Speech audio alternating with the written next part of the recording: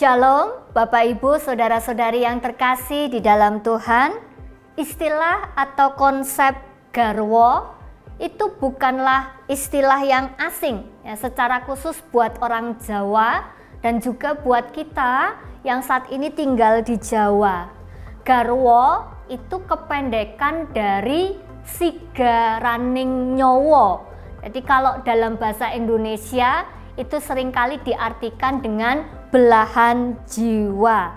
Bapak Ibu, garwo adalah sebutan bagi suami istri dalam tingkatan yang paling tinggi atau yang paling halus dalam budaya orang Jawa. Dan ini menjadi menarik Bapak Ibu Saudara. Ya, menarik kenapa? Karena di dalam percakapan, di dalam keseharian kehidupan pasangan suami istri rasanya kok jarang sekali itu ya kita menyebut atau memanggil pasangan dengan sebutan belahan jiwaku. Rasanya kata belahan jiwaku itu hanya kita sampaikan, hanya kita lontarkan di dalam event atau momen-momen tertentu saja. Misalnya ketika ulang tahun pernikahan, tetapi tidak di dalam keseharian. Nah, tetapi bagaimana dengan orang Jawa? Nah, ini saudara menariknya ya. Di dalam keseharian, orang Jawa itu justru akan menyebut pasangannya atau memanggil pasangannya itu biasanya dengan sebutan garwo. Dan ini menjadi sesuatu yang sangat romantis saudara. Seperti kita tahu garwo itu adalah sigaraning nyowo. Nah Bapak Ibu yang terkasih, saya akan mencoba untuk menjelaskan satu persatu tentang filosofi garwo ini di dalam kehidupan orang Jawa. Nah kita akan lihat ya, ada seorang yang menuliskan kata garwo itu kemudian dipisah-pisah satu huruf, lalu kemudian diberikan kalimat yang pada akhirnya menjadi sebuah makna yang luar biasa. Nah kalau kata garwo berarti dimulai dari huruf G ya Bapak Ibu ya. G itu adalah gondelaning ati kanggo bebrayan agung. Artinya adalah tambatan hati untuk berumah tangga. Lalu kemudian A itu asmoro suci limbaran tresno kang tulus. Artinya adalah cinta yang tulus sebagai dasar hidup berumah tangga. Lalu kemudian R itu rengkuhan badan lahir lan batine, elek lan apike, susah lan senenge. Artinya adalah rengkuhlah lahir dan batin semua kebaikan kelebihannya dan kejelekan kekurangannya, sedih dan senang. Lalu kemudian W itu wujud loro kang nyawiji sing bisa nyimpen wadi siji lan sijine. Artinya adalah perwujudan dua menjadi satu yang dapat menyimpan atau menutupi rahasia satu dengan yang lain. Ya, ini terkait dengan rahasia ini adalah kekurangan dari pasangannya masing-masing. Ya. Lalu kemudian A itu di sini dikatakan ateges kang sinebut akrami, dudu bondo rupa, dudu pangkat derajat. Artinya adalah akrami itu pernikahan Bapak Ibu Saudara ya. Jadi di sini mau mengatakan bahwa pernikahan itu bukan persoalan harta benda. Pernikahan itu bukan persoalan karena dia cantik, karena dia tampan. Pernikahan itu bukan persoalan tentang derajat ataupun pangkat atau kedudukan. Nah, Bapak Ibu yang terkasih, saya membayangkan wah ini luar biasa ya, sedemikian dalam makna garwo dari sudut pandang pemikiran orang Jawa. Jadi kalau yang satu itu terluka, yang satu itu juga ikut merasakan terluka. Kalau yang satu itu menangis, yang satunya itu juga menangis. Tetapi kalau yang satunya itu tersenyum bahagia, maka yang satunya juga ikut tersenyum dan bahagia Bapak Ibu Saudara. Sebagaimana pemaknaan garwa sigaraning nyawa. Nah, ada sebuah kisah Bapak Ibu, kisah ini terjadi di Jepang ya. Ketika seseorang itu ingin merenovasi rumahnya, maka dia harus meruntuhkan bagian dari tembok, salah satu sisi tembok rumahnya. Dan yang menarik adalah rumah di Jepang itu biasanya memiliki ruang kosong di antara tembok yang terbuat dari kayu. Nah, ketika tembok itu mulai diruntuhkan, dia terkejut karena dia itu menemukan seekor kadal yang terperangkap di antara ruang kosong itu karena kakinya itu melekat pada sebuah paku dari salah satu paku yang menancap ya. Jadi paku itu menancap di kaki kadal itu. Nah, dia penasaran luar biasa itu ya. Dia juga kasihan ketika melihat kadal tersebut dan dia mencoba untuk mengecek, dia mencoba untuk kembali mengingat bagian paku ini tuh dipasang kapan begitu. Dan dia ingat bahwa paku itu dia pasang kurang lebih 10 tahun yang lalu. Wah, dia tambah terkejut Bapak Ibu ya. Ya bagaimana tidak itu ya. Dia bertanya, ini bagaimana kadal ini bisa bertahan hidup sedangkan dia terperangkap sekian lamanya di tempat itu. Dia tidak akan bisa kemana-mana karena kakinya itu tertancap paku.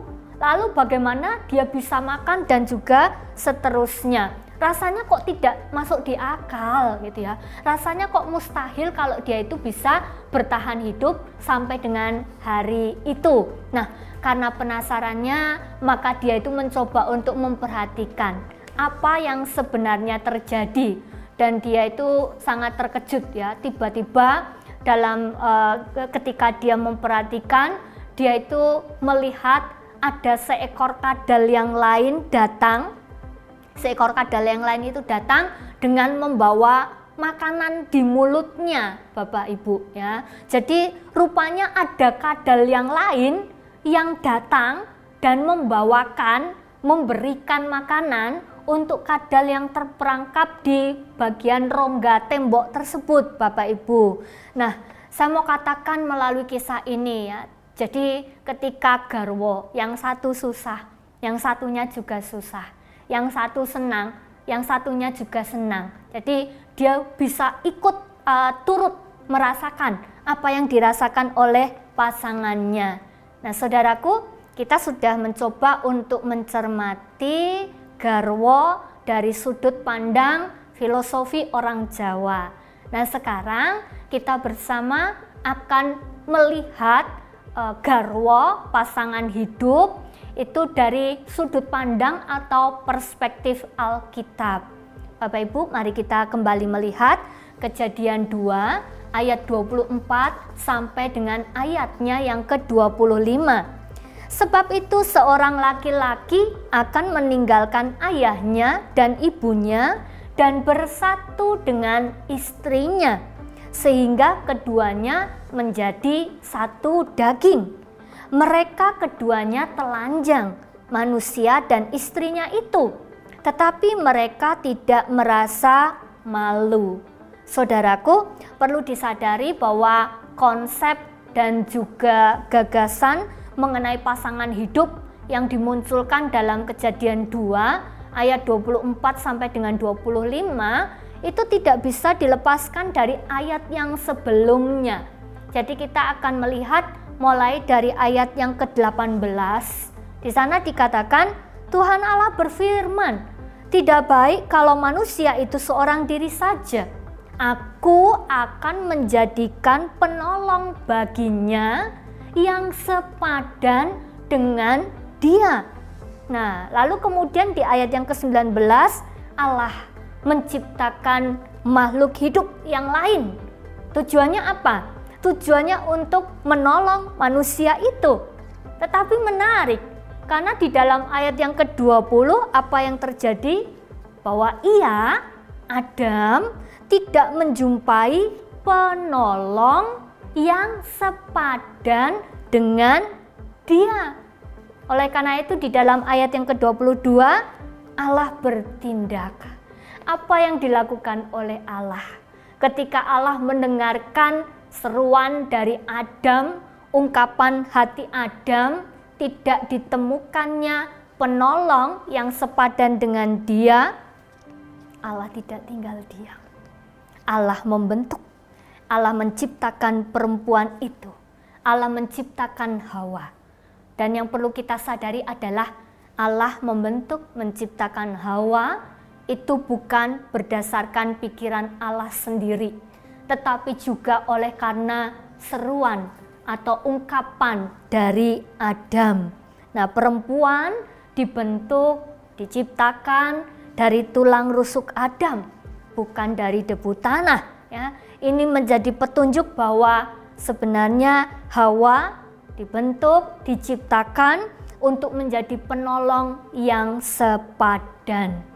Allah menciptakan Hawa dari tulang rusuk Adam untuk menunjukkan bahwa untuk menunjukkan kepada Adam bahwa Hawa itu adalah bagian dari dirinya, Dan lihat apa yang terjadi ketika Tuhan membentuk Hawa. Tuhan membuat Adam itu tertidur dengan nyenyak, sehingga ketika dia melihat, responnya itu luar biasa. Responnya bisa kita lihat di dalam ayatnya yang ke-23. Inilah dia, tulang dari tulangku dan daging dari dagingku. Nah, luar biasa ya. Kata inilah ya, itu menjadi satu penunjuk bahwa ini adalah momentum penemuan belahan jiwanya ya. Dia menemukan orang, pasangan, penolong yang sepadan dengan dia. Bapak Ibu yang terkasih di dalam Tuhan, Hawa diberikan kepada Adam untuk menjadi setengah bagian yang melengkapi setengah bagian yang lainnya. Sehingga ketika keduanya bertemu, jadilah satu ya. Nah, Bapak Ibu yang terkasih, di dalam peristiwa atau momentum persatuan itu ada perubahan yang harus disadari bersama. Yang pertama adalah meninggalkan. Di dalam ayat yang ke-24, meninggalkan ayahnya dan ibunya, ini mau menunjukkan kepada kita ada arti yang jauh lebih ketimbang dari sekedar berpisah secara fisik ya. Memang meninggalkan itu artinya ada keterpisahan ya. Tetapi keterpisahan yang dimaksud bukan sekedar keterpisahan fisik. Keterpisahan yang dimaksud adalah keterpisahan dari posisi yang lama ke posisi yang baru. Itu artinya apa? Meninggalkan itu berarti ada sesuatu yang harus diubah. Nah, apa yang harus diubah? Apakah itu mudah?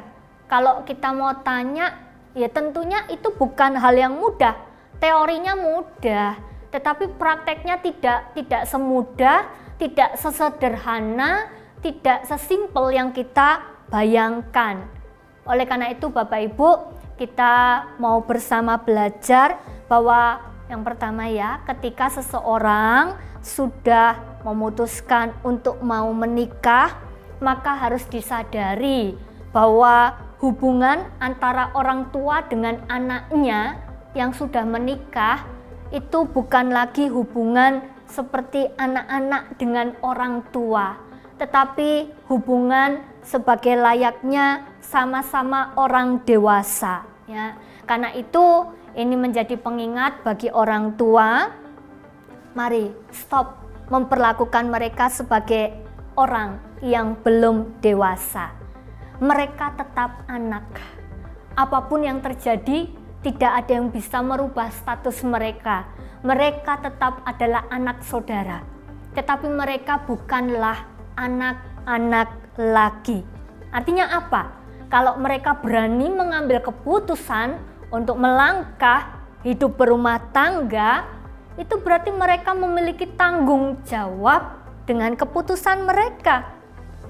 Sebagai orang tua kita semua punya panggilan Bapak Ibu Saudara.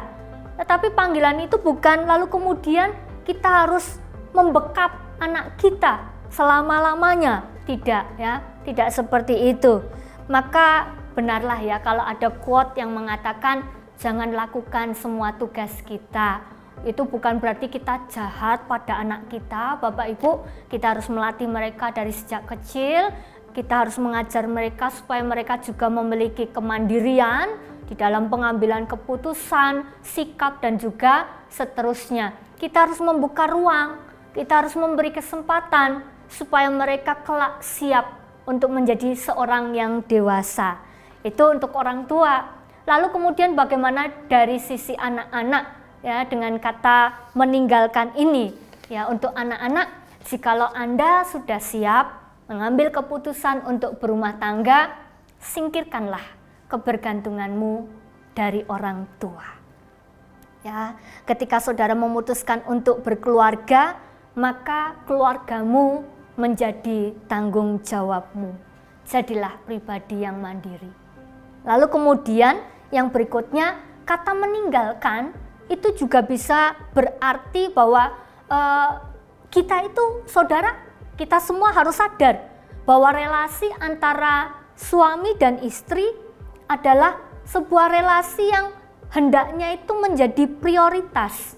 Ya, secara de facto saudara tetap adalah seorang anak begitu ya, tetapi secara de jure ya Anda juga adalah suami dan suami dari istri saudara begitu ya. Sedekat-dekatnya hubungan kakak beradik, sedekat-dekatnya hubungan antara orang tua dengan anak, sedekat-dekatnya hubungan persahabatan atau pertemanan, tetapi harus diketahui, tidak ada yang bisa mengisi hal-hal yang kosong dalam kehidupan pasangan suami istri. Jadi memang jalinan hubungan suami istri ini jalinan hubungan yang unik dan sangat khusus Bapak Ibu, dan ini tentunya layak untuk mendapatkan prioritas di dalam kehidupan saudara ketika saudara berumah tangga. Lalu kemudian yang berikutnya, yang ketiga itu ya, meninggalkan itu apa begitu ya. Meninggalkan itu juga bisa diartikan saudara, kita harus sadar bahwa kita lahir dari keluarga yang berbeda-beda. Keluarga saya punya sistem, keluarga dari saudara punya sistem, keluarga saya punya pola sendiri, keluarga saudara juga punya pola sendiri. Nah, oleh karena itu ketika Anda siap berumah tangga, maka siap-siaplah untuk kembali mengevaluasi sistem dan pola mana yang layak untuk dilanjutkan, dan sistem atau pola yang mana yang semestinya tidak dilanjutkan di dalam keluarga baruku. Apa sih yang perlu kuubah? Apa sih yang perlu kutinggalkan? Ya, oleh karena itu dibutuhkan kesepakatan ya. Ambillah kesepakatan bersama sistem dan pola mana yang akan kalian adopsi dan yang akan kalian kembangkan dalam keluarga barumu. Nah, karena bagaimana? Kita harus belajar dari pengalaman Bapak Ibu Saudara ya. Apa yang jelek, sistem apa yang gagal, pola apa yang tidak tepat atau kurang tepat, ya tinggalkanlah itu. Karena itu tidak akan menjadi berkat atau kebaikan untuk rumah tanggamu.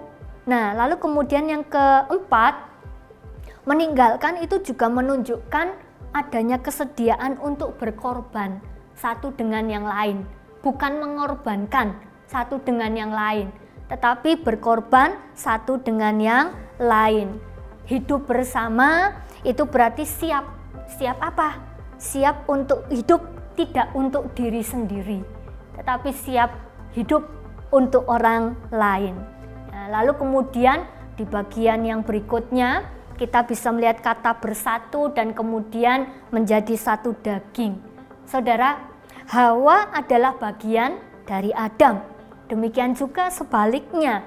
Ya, kalau tadi di dalam filosofi Jawa dikatakan wujud loro kang nyawiji sing bisa nyimpen wadi siji lan sijine.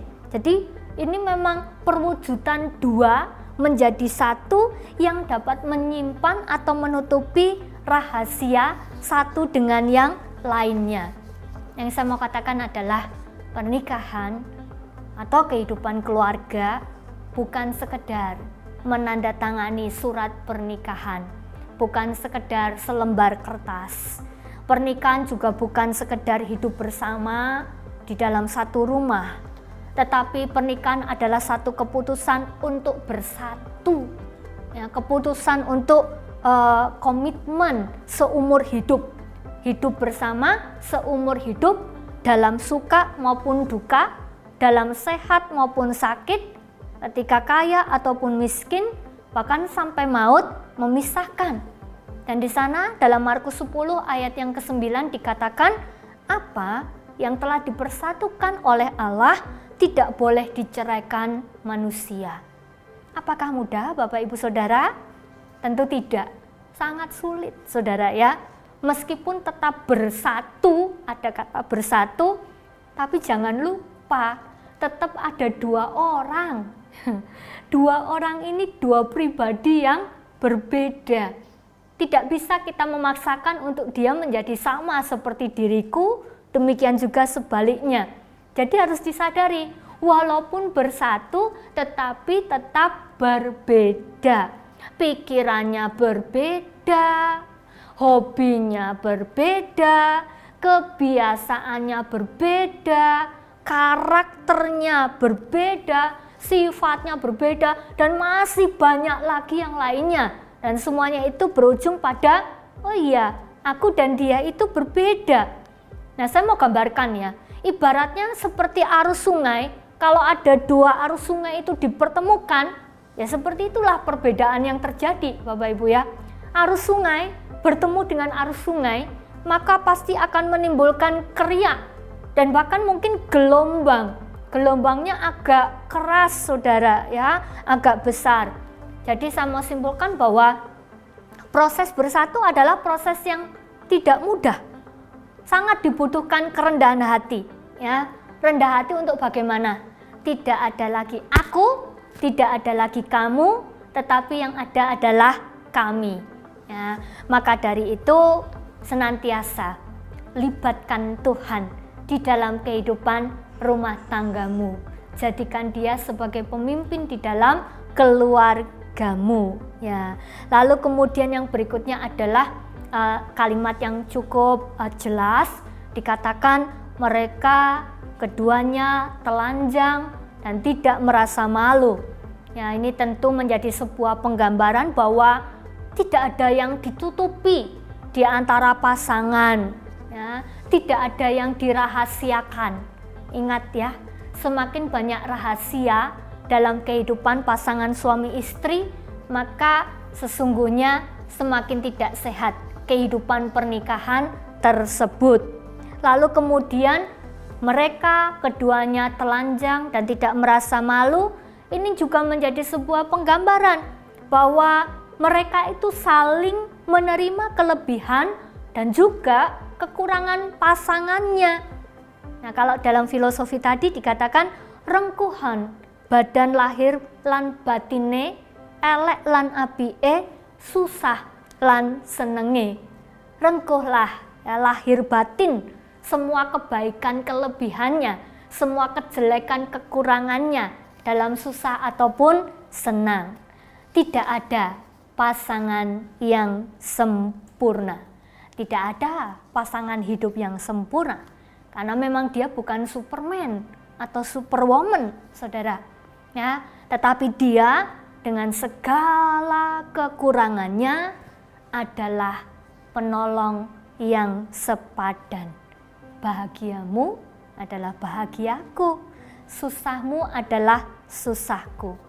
Mari Saudara, bagi kita yang saat ini sudah berumah tangga atau merencanakan untuk berumah tangga, kita harus berusaha untuk membuat dia yang tinggal hidup bersama dengan aku menjadi pribadi yang lebih baik lagi.